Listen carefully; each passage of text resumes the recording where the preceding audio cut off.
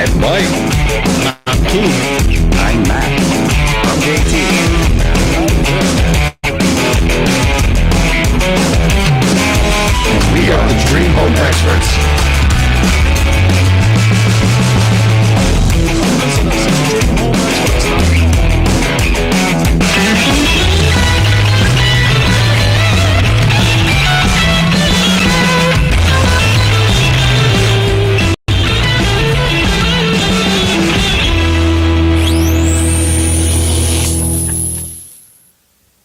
Welcome back to the Dream Home Experts. Thank you for joining us.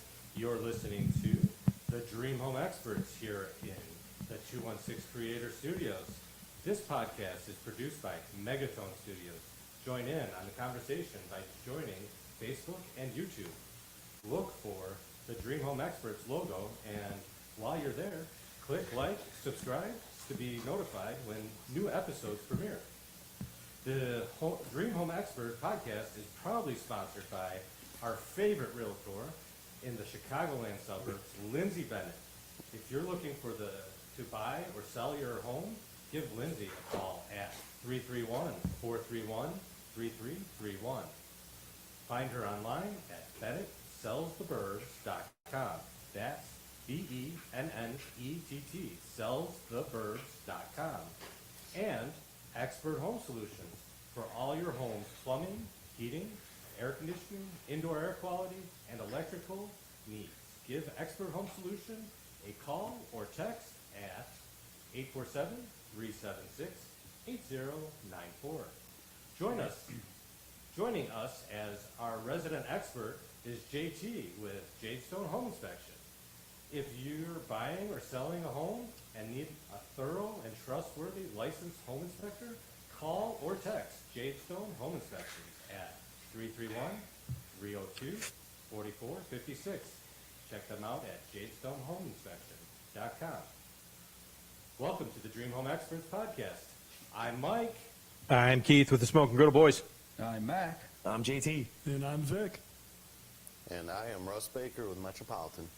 Welcome, Russ. Mr. Russell, it is so good to see you again. Yes, glad to be here. Yes. What are we talking today about, Russ?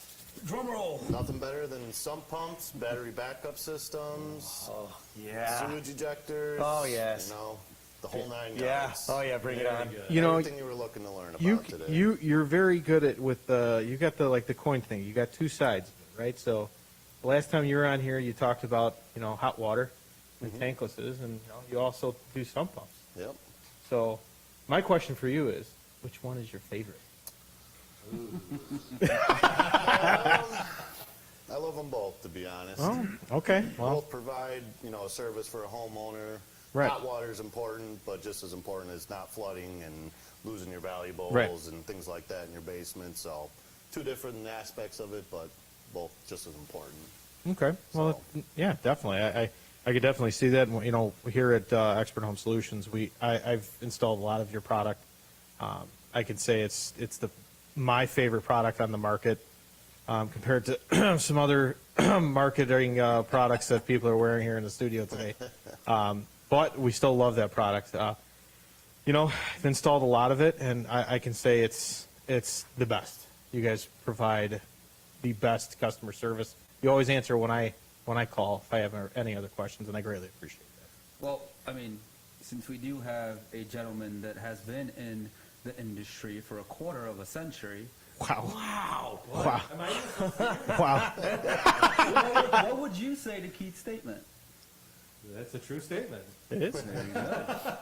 I have been doing this for 25 years. But Yeah. as far as like the I got the products, gray hairs for it, too. yes, you do. But as far as like what Keith said, like how much he likes the products and stuff, do you agree with what he's saying? Oh, absolutely. I think the Ion line that Metropolitan has is amazing. It is the top premium brand that I've recommended for years and years now. It's at least over a decade I've been talking about the pumps. Very cool. So, Yeah. they And we've run always a been lot out. longer than that. Yeah, we've always been out to promote, as you said, a high quality product. And, when we looked at, we didn't always manufacture and make our own product. We used to rep for a company called Hydromatic on the residential side. There it is. Yeah, All so I right. had to go there, but we learned a lot from being a representative for another pump company.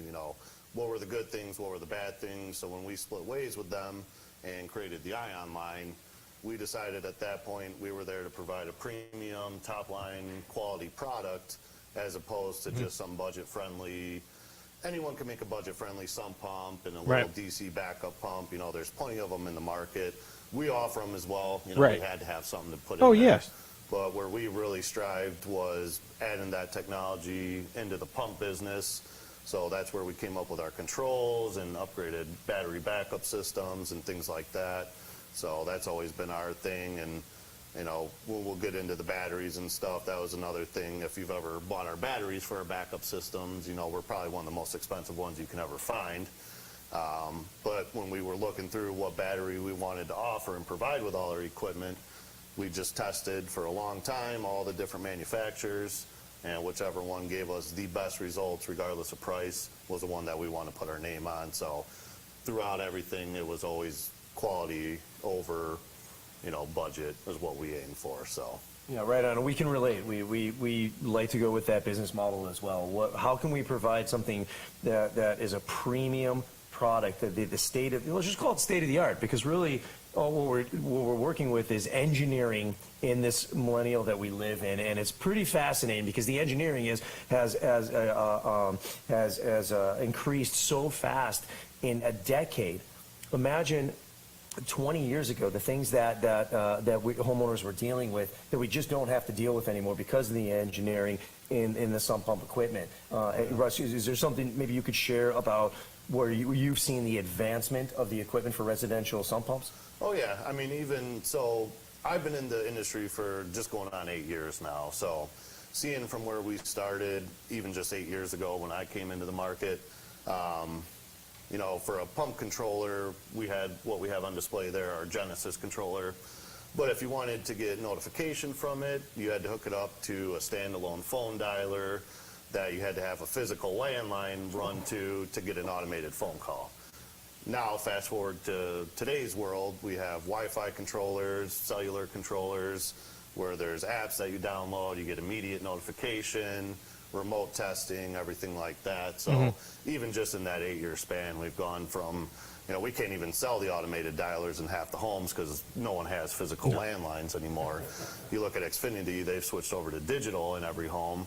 So we can't even use some of that product anymore. So just in a short 8-year span, it's, really increased tenfold on the technology side. So. Yeah, I think it's impressive, and I get to see a lot of it in my line of work.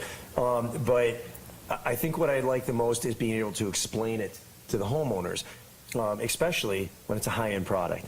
And that's exciting because when somebody is purchasing a home that has a finished basement, especially if it's a higher-end finished basement, that's a lot of money. It's a huge investment in that basement. And the thought of a 3-day downpour burning out your primary pump, filling up that crock, and damaging. And let me tell you guys, when that water intrudes into the basement, it's not just as simple as, we got to replace some of the flooring or, unfortunately, carpet if you've got that. But the walls got to come out. We generally go up about 24 inches, pull all that drywall out because we can't let fungal accumulation happen back there. There's so much involved that now we're avoiding. Just by having that accelerated engineer of the product. So it's cool that even in 8 years, you've been able to see that progress. Oh, yeah. Yeah. It'll be interesting to see where it goes in another 8 years, too. So. Yeah, for sure. That's a really good point. Have you ever heard anybody else say the word crack? Yeah, not typically. Because he's like the only person that ever talks about Am I the using. only one that says crock? Yeah. What do you call it, pit? It's a pit? Meaning as like a pit is like. Yeah, that is that. call that it It's an old it's school term. It was the sump crop. Well, I don't think we need to talk about age right now. What's We do hear it. You're a little old school there. man? 80s montage. Dude, I just going found on. out from my 13-year-old daughter that if I say Facebook, it shows how old I am. And now apparently I'm the only one that says crock. well, I'm pretty That's a sure you crock. can change that. It's all a crock. Well, when you've been in the industry as long as you and I have, for a quarter of a century, or more. Yeah, we've got some old terminology for sure. Yes, it is old Yeah, terminology. yeah. You call it a pit, Russ? What do you call it? Basin. Basin, pit. okay. Some No, pit. Actually, basin. Basin. I like basin. Basin's better. What? These guys are here a quarter of a century, and I'm not even supposed to be here today. I know. You know? You guys are funny. Ha ha ha ha ha ha. Anyways, go ahead. So I'd like to ask some more too, because I don't get to see your equipment that often. Keith does. So what's something that I can tell a new homeowner coming in, and there's a couple of brackets here that I'm thinking of. The $300,000 to $600,000 home, and then the $600,000 up home. And the only reason that that's so different is because there's so much more involved in those basements, those areas that need that sump pump ejection. What should I be telling a homeowner that the premium equipment is beneficial because why? You know, that's a good question, and even to bring it into another aspect, you know, we have to try and market our stuff all the way down to an unfinished basement, you know, so regardless of the home size and value, you know, we got to go against these DC guys and say, what makes our system that much better? Why are we going to pay that kind of money to go into your style of backup? So whether you have a finished basement, you know, depending on the size, the quality of the finish, you know, what that money range was that you have invested, even down to an unfinished basement where you may be storing collectibles, memorabilia, you know, childhood photos, sentimental items like that. Can't even put a dollar value to that stuff. So when we're looking at our equipment, you know, we look at a wide range of different homes that we're going into, and, you know, we'll, you know, like you said with the price range, we'll cover homes up in Winnetka, you know, Right along the really lake. high value Sheridan Street homes. Yeah. Yeah, and Russ, sorry to All the way interrupt, but I down. guess what I'm getting at is the size of the home, because when you think about it, the bigger that property, that layout, that foundation is, the more drain tiles you have, the more groundwater you're collecting, yet that basin is still the same size. Well, That's a good one. yeah, the basin is still the same size, but a lot of times I have seen it, and I know that Mike has seen it, where there's multiple crocks Yep. in the home. Yeah. Where I have worked on that, where I've put multiple systems like this in the customer's home, and I've done it under redundancy. Is for a customer who has had like a battery backup system and a natural gas generator, because it happened that one time, and that scared the hell out of them, and they don't ever want to have to deal with it again. Yeah. So You have like the perfect storm. right, and when you have that, and we've seen it multiple times, but getting that back to that point is like that these monster houses, it's either going to have one very large pit or it's going to have multiple. It should. Seen it with one. Right, no, exactly. Yeah, it should have multiple. We run into it a lot. I mean, our number one issue we fight is basins are too small, and they're getting smaller over time. The standard sump pump basin is 18-inch diameter by 22 inches deep, which is just way too small. Correct. Can you fit two pumps in there, you know, a primary and a backup? Absolutely. Then you don't have no water left to be able to put in Exactly. there. Your storage capacity goes down every time you add a pump in there, additional piping. So that's a big thing we fight. Now, you do get into some of the custom builders where we do see them actually upgrade to like a 24 by 36, which is great to see. But a lot of times we don't see it, you know. So one of the big things we run into is whoever installs a drain tile typically puts the basin in, and a lot of times that can be a landscaping crew or depending on who the builder's using. And we see it all the time. They buy truckloads of corrugated pipe for the drain tile, and on the back end of the truck, they'll throw a skid of free basins in there that are just as, sometimes they're only 16-inch diameter, and that's what ends up in the house. So when we're sizing pump systems, you know, we do base off square footage, rainfall, things like that, where we can actually figure out what the needed gallons per minute are.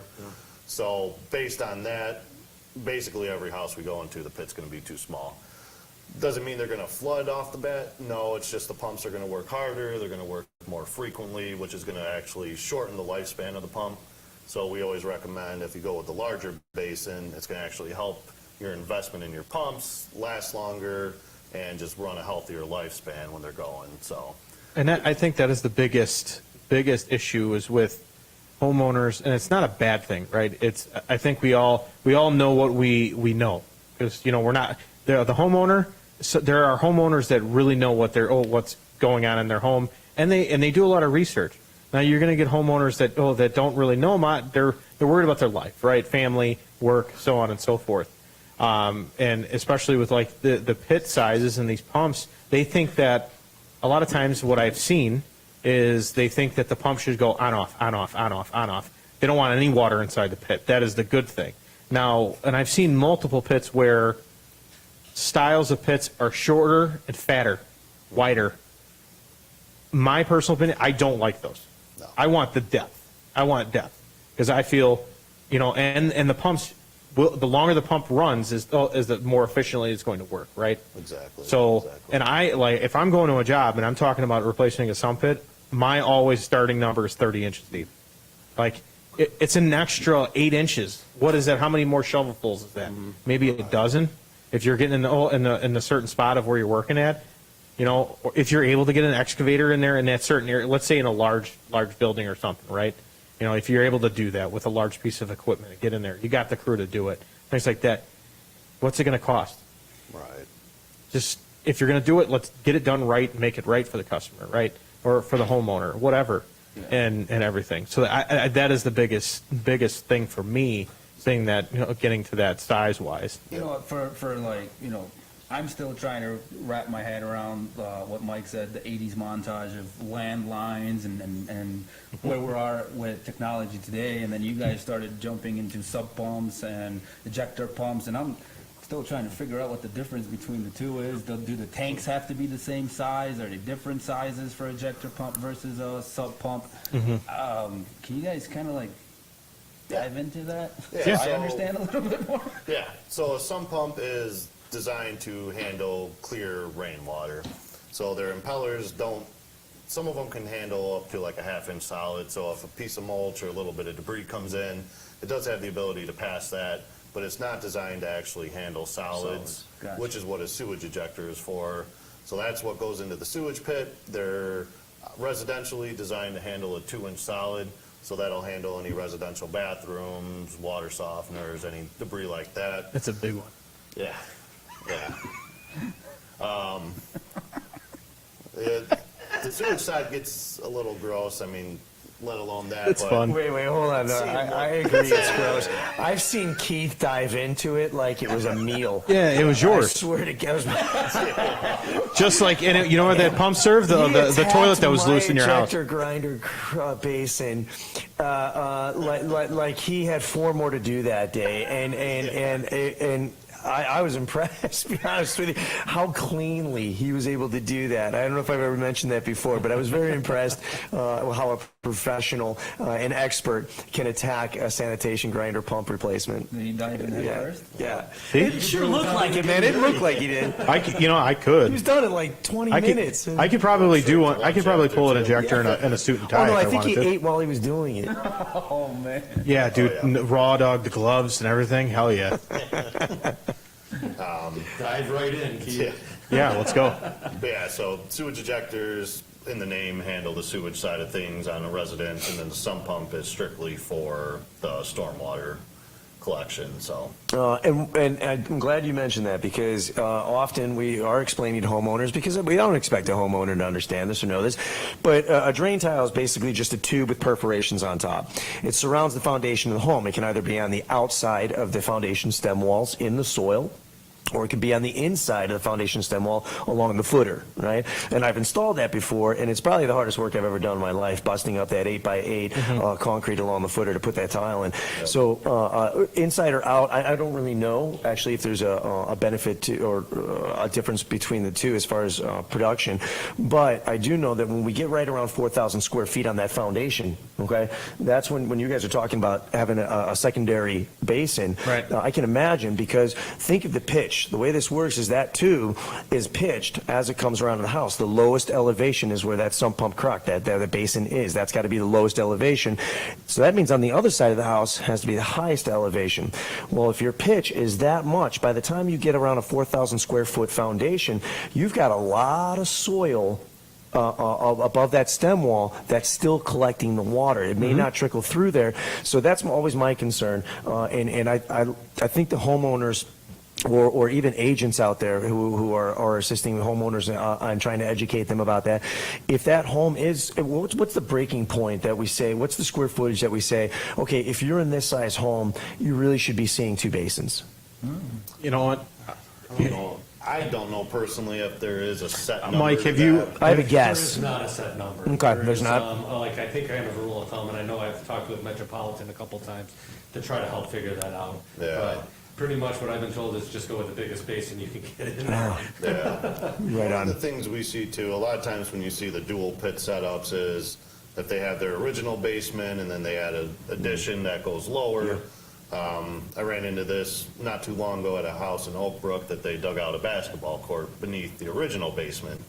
So we were sitting 20, 25 feet below grade for this basketball court, and then lo and behold, in the mechanical room next to it is a little 18 by 22 sump basin, and naturally it kept flooding. They had to keep replacing the wood floor, and so I went in there and I said, hey, you know, you can look at every other basin on your main floor, it's got no water in it, because it's all, water's stupid, you have to tell it where to go. So it's always gonna take the path of least resistance, which is gonna be gravity fed to the lowest point. That's good. So naturally, it runs right past the other sump basins on the main basement floor down into their lower one.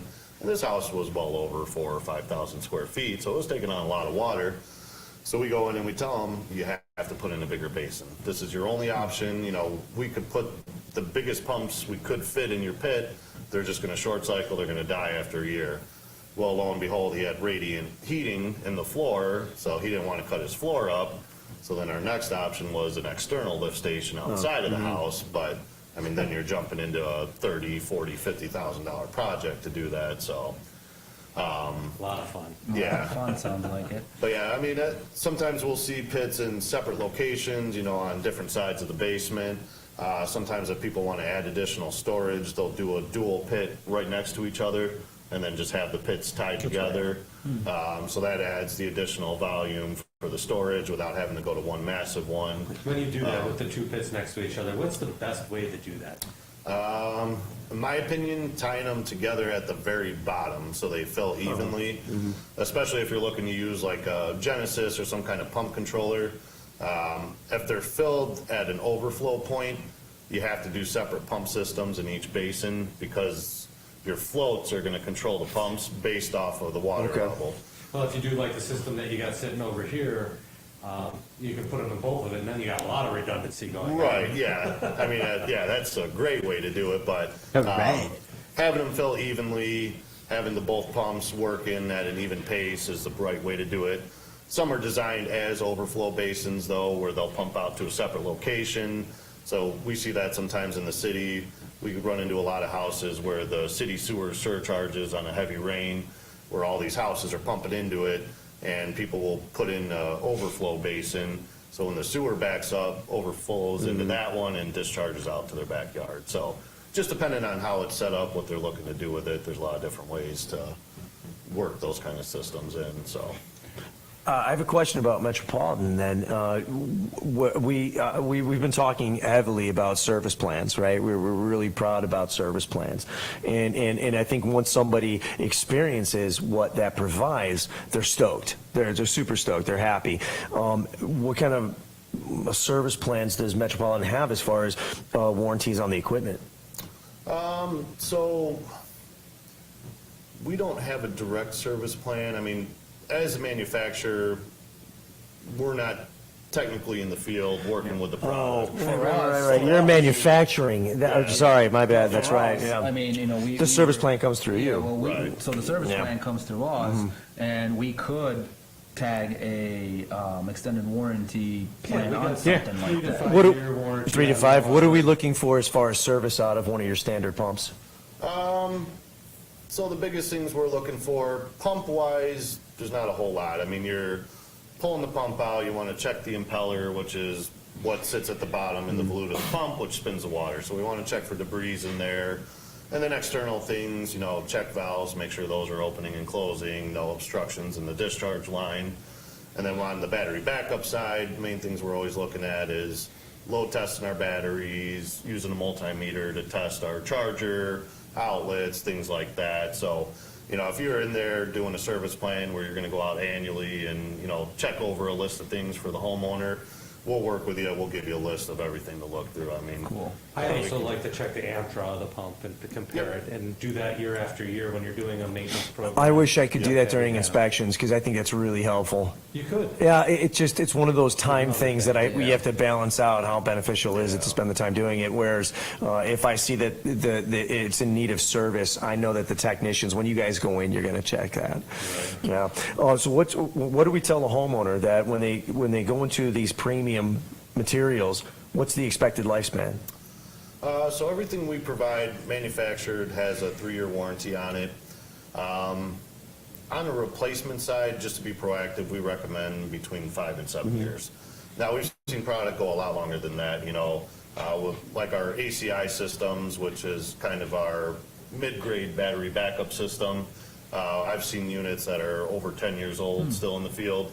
On a backup system, the key point to making those last the longest is battery maintenance.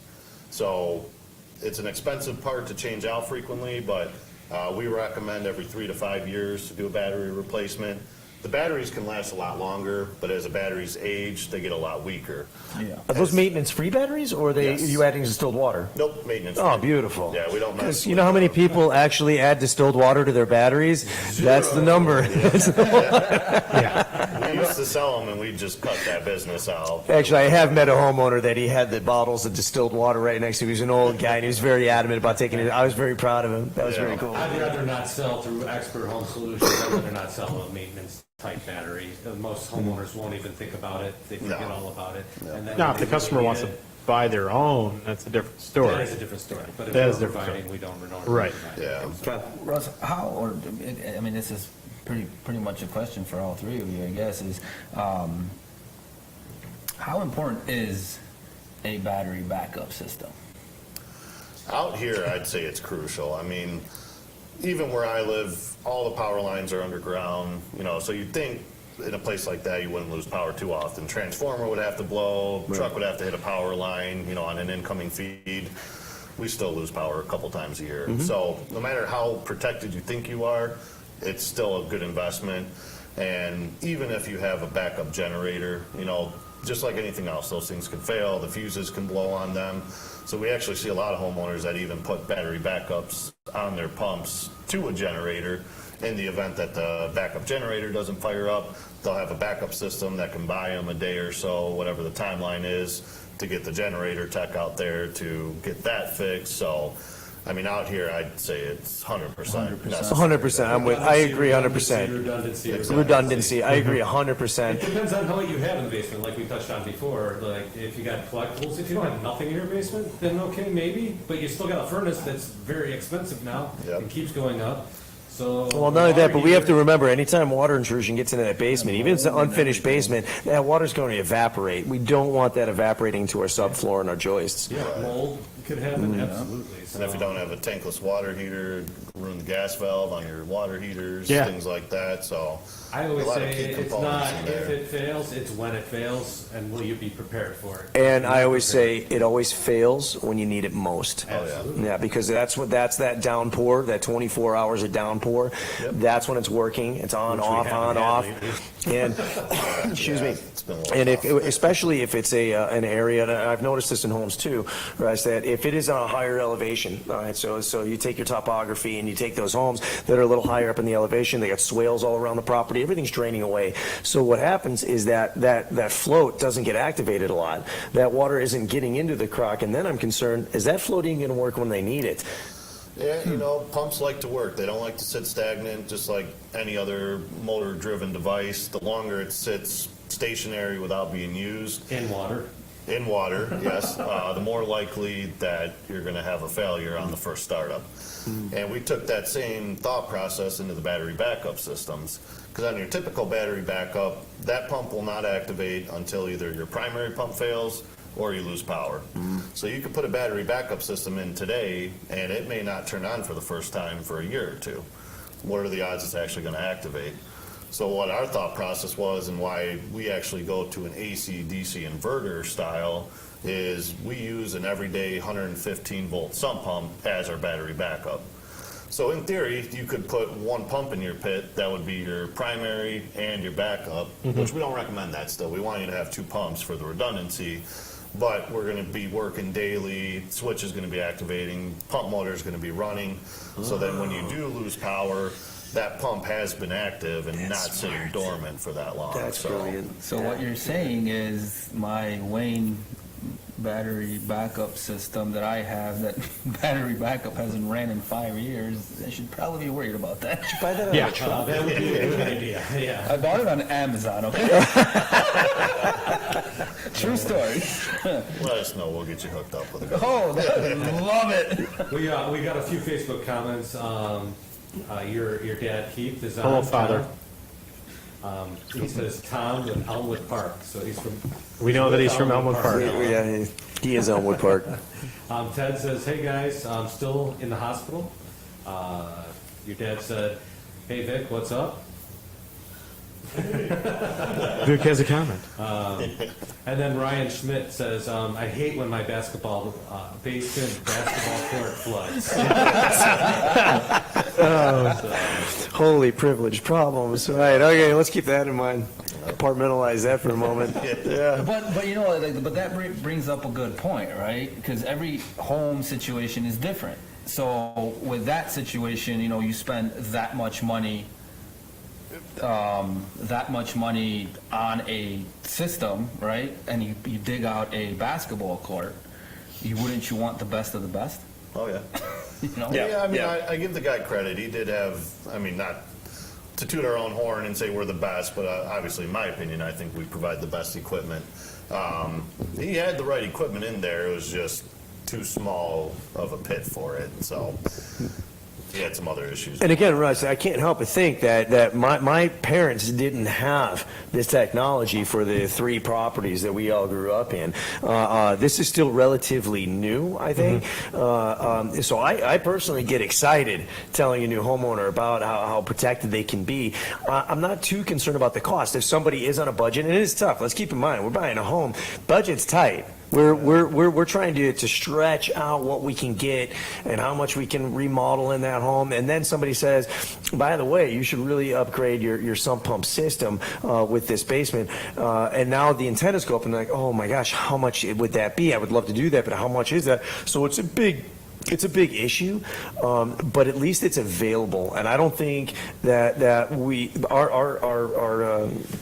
our parents had these benefits. So generally, they didn't finish basements, and when they did, that was a big deal. That hey, Frank finished the basement. We're going over there for the game, and he probably put in a sump pump system. So the 1910s, 1920s buildings that I'm in the city, if I see there's no sump pump system, there's no sump pump.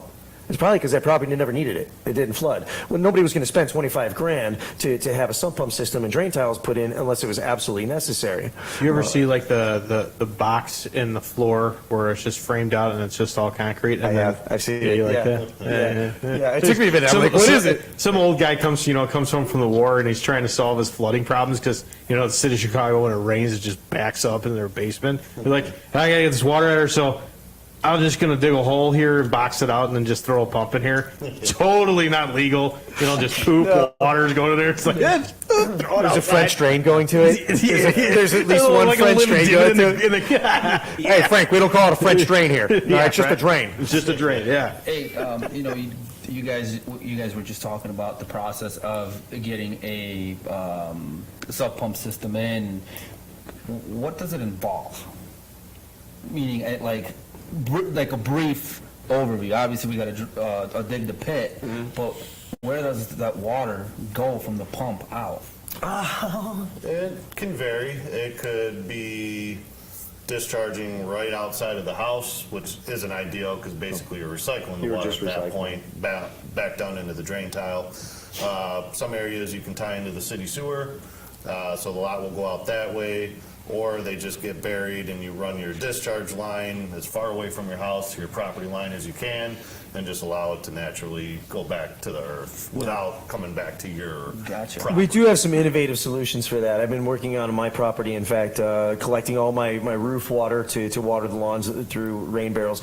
And now I've started working on engineering a system that sump pump discharge will actually take it to those basins. So your outside exterior basins, like rain barrels.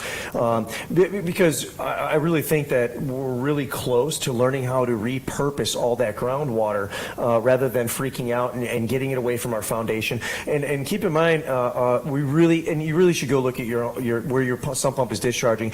You really don't want it within 4 to 6 feet of your patio pavers, your driveway, your anything that's structurally in the ground, because that's going to soften that soil and it's going to settle.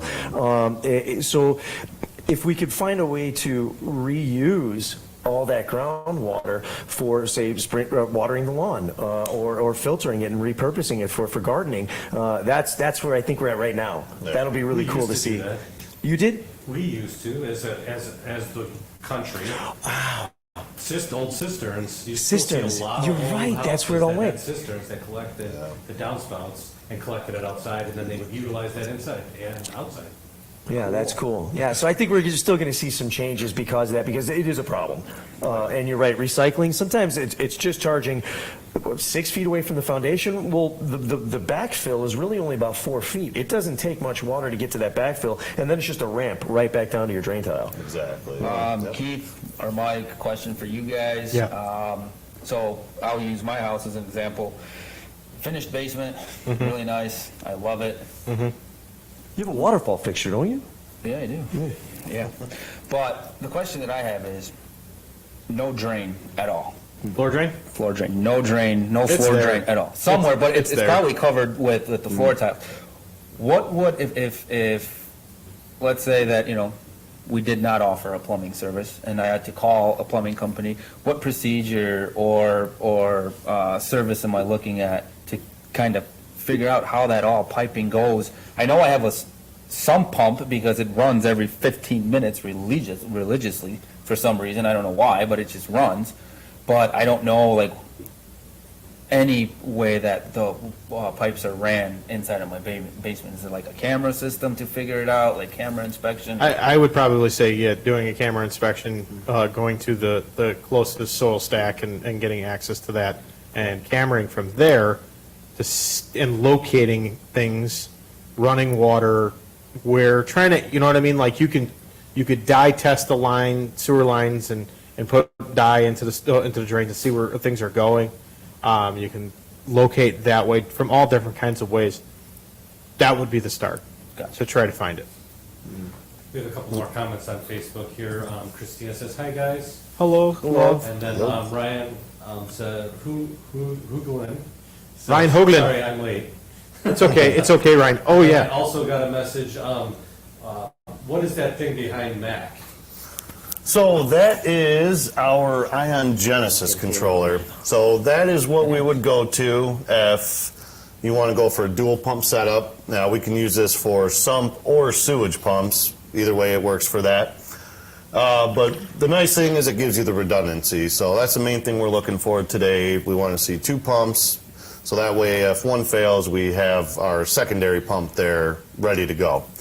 Now, because this is a true alternating system where we alternate on every other cycle, both pumps are getting used every single day. So it's not Perfect. still just one pump running 100% And one of the sitting time. stagnant, Exactly. just waiting to fail.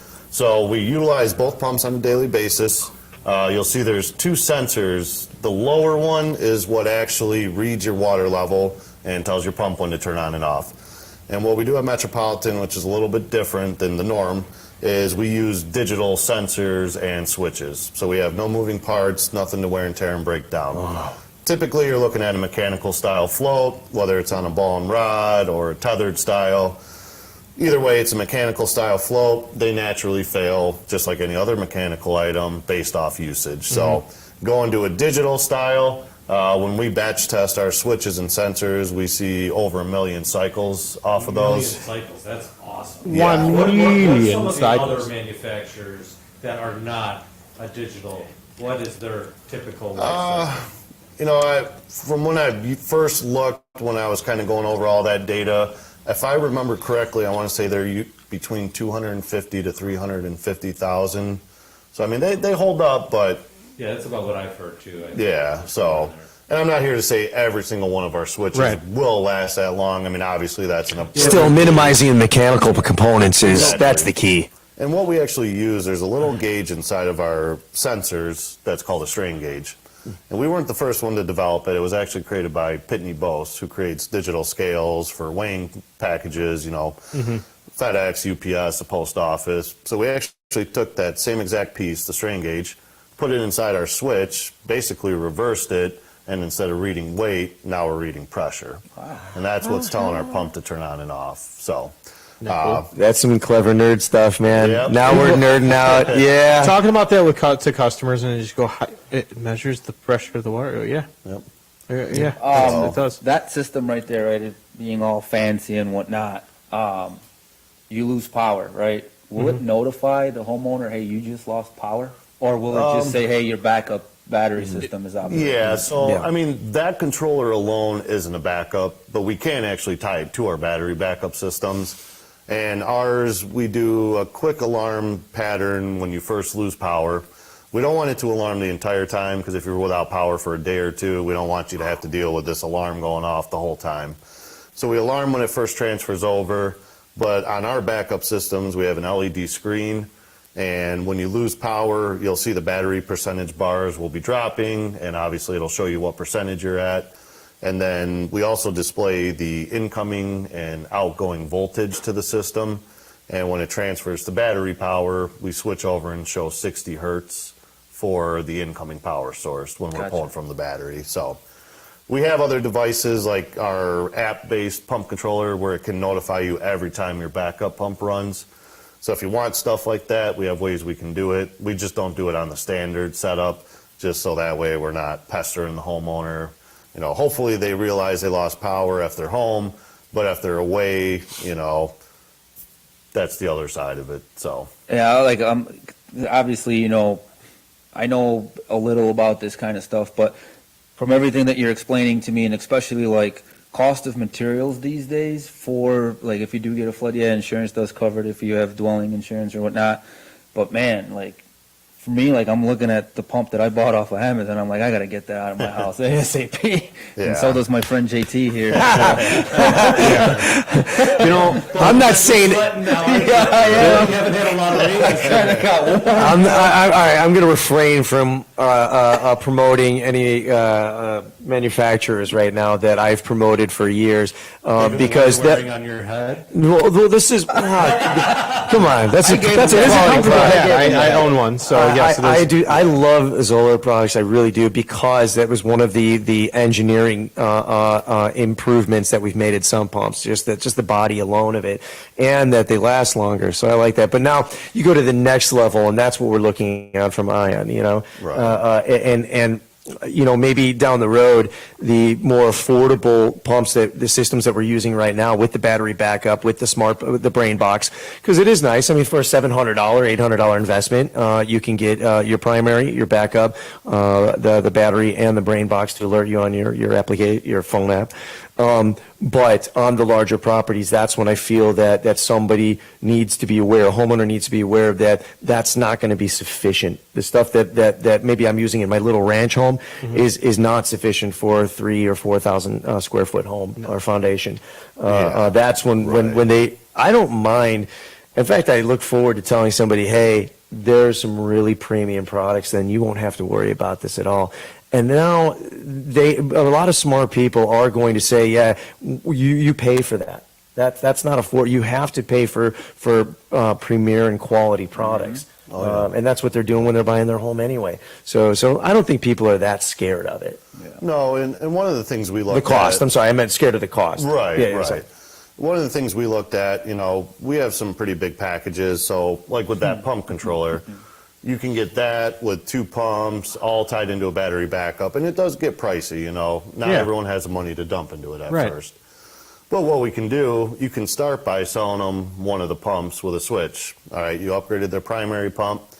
Now, fast forward 6 months to a year, they saved up a little bit more money. They say, all right, I want to add a second pump and put this controller in. You can still use that first pump, give them a second pump, put their controller in. Now fast forward another 6 months to another year, and they're like, all right, I want to do the battery backup now.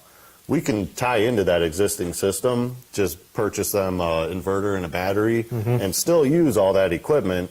So even if they can't afford it from day one, they can build their system to be as big as they want. Russ, that is super helpful because that dude on your right now is going to explain every bit of what you just said. Yeah. Because I've seen him be able to give people those options. That's a killer option to be able to build onto your ejection system for the first year or two. He's going to point that out to these homeowners. That's the biggest thing with when I explain that to customers is the plug and play accessibility with it, and that's why I love it. Explaining that to a customer, going, look, there's no mechanical switch behind it. I can replace one part. I can replace one pump. I can just replace the Ion Genesis if I need to. So that is the most wonderful thing. I'm not going to come in here and tell you, listen, you're about to drop another 45 bills, okay, on this whole brand new system. You know, no, we're not going to do that. The nice thing is like I said, we're going to be able to piecemeal it. We can always fix it later. Add on to it or whatever the case may be.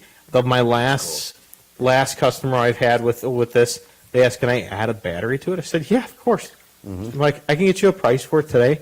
I'm like, and if you want to move on to it in the future, I'm like, if you have further questions, I can get our rep on the phone and we can talk about it right now. Whatever you want to do. You could add an infinite amount of batteries to it, couldn't you? Yep. I've seen several battery backups. Dude, how about the batteries? Could you think we can drive a Tesla with the batteries? No. No. I do have a question, again, open table. Freak scenario. You got a beautiful backup system, battery backup system, everything fails. What other products can the homeowner install? Let's say they're out of town, right? They're out of town. They're in Florida. It is raining cats and dogs here in Illinois. Major storm. Power goes out. Is there wet switches that you guys offer, or are there wet switches that are around where they're Bluetooth or whatnot, where they'll send a notification to the homeowner, hey, there's a situation going on in your house? Yeah, we don't offer those, but there are companies that do. There's a reason for them, but it's your last-ditch effort. A lot of times you'll see the little box on the floor next to the basin, so when it already flooded and hits there, it's like, all right, now we're going to let you know that. So, Your basement's flooded. Yes. Your basement is flooding right now. So we give you the notification within the pit, if we sense a high water alarm, things like that. So we give you the first line of defense. If for whatever reason that doesn't pan out, there are external options that you can put in there. There are ones that you can put in the pit too at different levels, like multiple different alarms for as it goes higher and higher. But it's all start sweating it as it keeps rising. Yeah. At that point though, it's like Right at the your rim. pumps have failed. So do you want to keep getting notified? Like, hey, you're gonna flood. Hey, you're gonna flood. All right, now you're flooded, and then where does it go from there? So. That makes perfect sense to me. Take care of the problem before it happens instead of after. Now, here's the thing. So I've had a job where it was within the last 3 months. Customer had a Ion Genesis system. It was actually a 30 ACI Deluxe. And he bought it. It's within 10 years. So I think it was like maybe around like year 6, 7 maybe. Now, I questioned him. I go, okay, what issues are we having? I actually called you on the job, and we ran out some stuff, and exactly what you said. This is what's happened. Like, okay, we tested out perfect. And I said to the guy, I go, have you ever had like this maintenance looked at, inspected? Well, no, they just dropped it in. Is that the call that I took? Yes, it was. Exactly. Now I know what it is. So- Right. When they called, do you service Genesis? I'm like, Mike? Do we service Yeah, I don't even know what that is. And it worked out. It worked out Yeah. very well. Like the guy, and he, unfortunately, it turned into a very expensive boo-boo, right? Because what ended up happening is that his batteries were bad, and the unit was trying to charge the batteries. The inverter was bad. The pump was working. The Genesis was fine, and the pumps were fine, but it would work. It would like short cycle almost. Well, cost effectiveness. It's like half of what it is for us supplying, installing, warranty, everything. Out the door was like half of what we're going to cost to install it. They can get a brand new warranty if he just gets a brand new one. And a very tough thing for him to swallow. And he's just like, all right, I have no choice. He's like, I'm just going to call you guys in the future. Like, we'll get this serviced, maintained, because Yeah. those batteries, yeah, we think that they're just car batteries, but they have a lifespan. And you got to get them at least checked annually once a year. I always tell my customers, look, it's a sump pump, it's a mechanical device. I can't control when it's going to fail, but if you at least get that maintenance done and get it inspected, Yep. that is going to help you that much more. Because when I come out and do the annual inspections for our customers, I'm throwing a load test on the battery. That's going to tell me if it's still going to hold in that range when I put a load on it. And that is the biggest thing, because as soon as that power fails, what's happening? Load is happening. So we need to make sure that it's going to do that.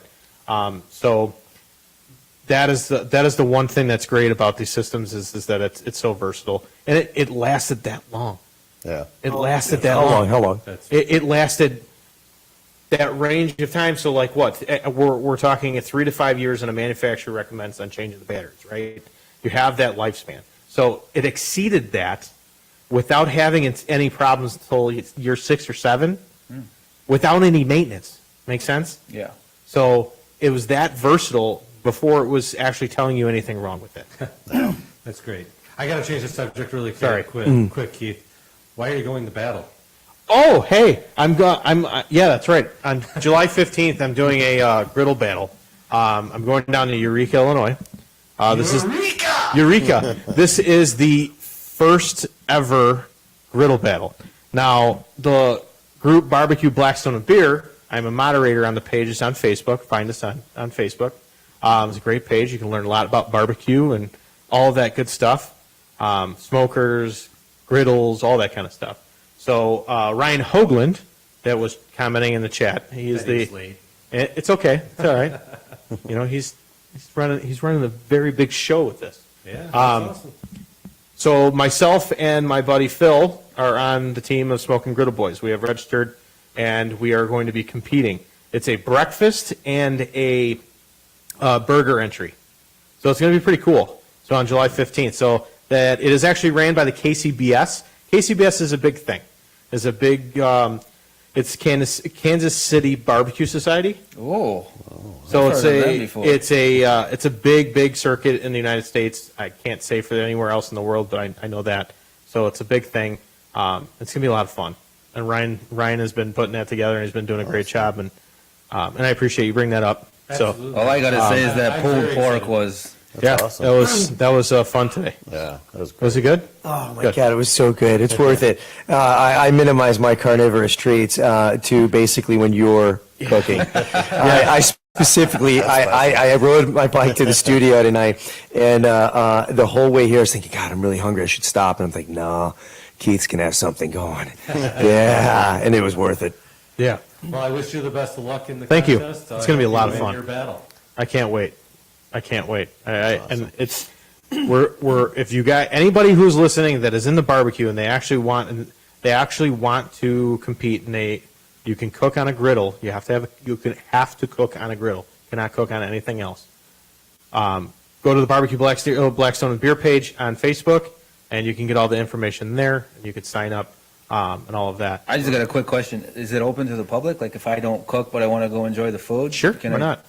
I'm telling you that openly. I haven't asked to Ryan that, so I'm just going to say yeah. So Ryan says there is a KCBS event as well. Yeah. But the griddle battle is not associated with the KCBS. Oh, okay. All right. So he obviously knows all the ins and outs. I'm supporting it. I'm a part of it. So there's people that are driving like easily 6 or 7 hours.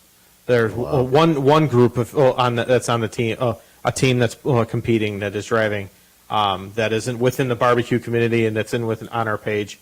There's one gentleman that's been traveling across the United States. His whole motive is to cook in each of the 48 lower states. Oh, wow. So that is his goal. I'm sure that if he can get to Hawaii or Alaska, I'm sure he'd figure it out. So And then Ryan also says, yes, it's a full-on event. yeah, Cool. So Interesting. yeah, Very cool. Eureka. So I think there we have an expert tip for We do have an expert tip this week. this week? Yeah, we do. Because we just had this huge, drastic weather change, and even though we may be accustomed to it, when it's into the 80s, high 80s like this, our attics can get up to about 110, 115 degrees really quickly. And when that happens, we're going to create humidity and moisture. When that moisture gets into the framing, like the sheathing materials of the roof attic, the rafters, under the insulation, this is where we're going to get fungal accumulation, aka MOLD. So there's ways to prevent this. We don't necessarily have to wait until we go up there and there's already a bunch of mold accumulation. Really, what we want to do at this point is make sure that our bathroom vent fans are exhausting to the attic. If you have access to your attic, even if you could just zoom in from your phone, look at where the pipes are coming out. If you don't see any pipes coming out above the bathrooms, look for that insulation. When the van is on, do you see that insulation moving? That means you're just discharging that heat right into the attic. But as far as the heat's concerned, the way this works is you've got perforated soffit panels on your soffit. That's bringing air in. Then it needs to go out through either the ridge vent or the roof vents or a powered vent.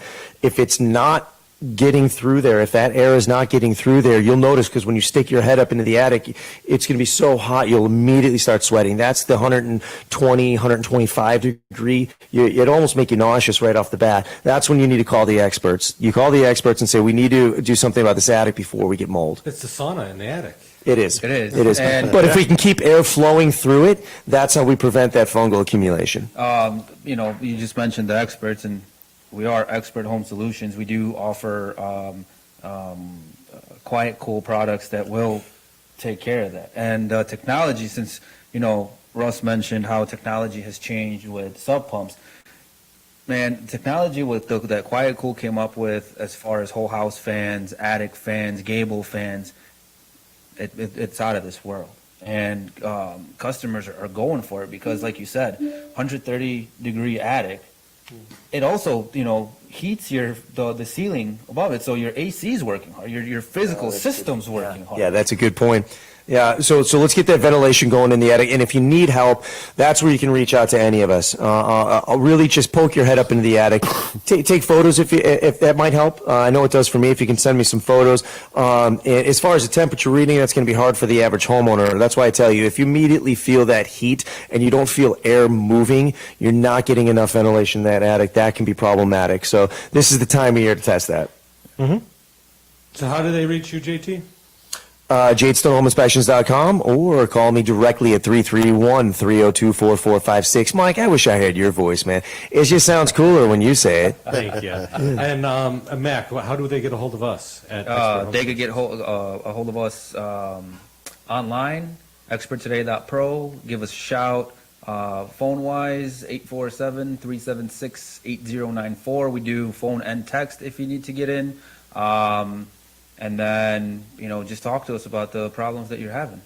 Absolutely. We're definitely willing to help on all aspects, whether it's your attic fan, to your sump pump in your basement, to your tankless water heater, to your air conditioning, to electrical, home surge protection. Expert Home Solutions is able to help you on that. So feel free to reach out to us on that. Also, on the product line that Russ has talked about today, you can also reach Expert Home Solutions to get a consultation on what would be the best system for your house and how that would work. So once again, our number, you can call or text at 847-376-8094, or visit our website, and you can also schedule there. So thank you for all the knowledge you brought, Russ. Thanks, Absolutely. Russ. Appreciate you Yeah, coming It's down, been bud. fun. Yeah. Appreciate you guys having me out.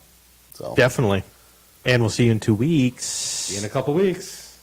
Bye. The content of this show is for educational and informational purposes only and is a generalization of common DIY projects. Each home project may encounter unforeseen issues with specific circumstances that may not be covered in discussion of this program. This program makes no representations as to the completeness of the information and expressly disclaims any implied warranties as to the fitness of the information to any particular purpose. Before starting any projects, it is recommended the homeowner research the skills and proper materials necessary, as well as any and all local requirements for permits. If there is any doubt, it is advised that a licensed contractor be consulted prior to commencing your particular project.